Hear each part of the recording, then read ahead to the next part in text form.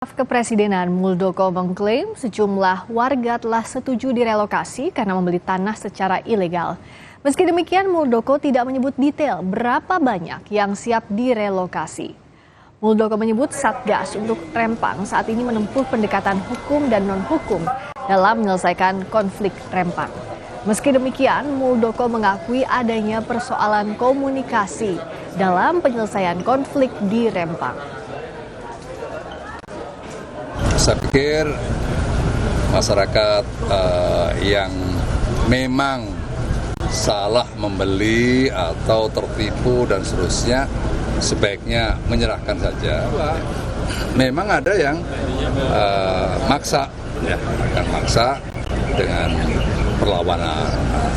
Bisa kita lihat kan perlawanan, ada yang menggunakan massa dan seterusnya. Saya himbau untuk tidak perlu itu, ya, tidak perlu, karena ini untuk kepentingan yang lebih besar.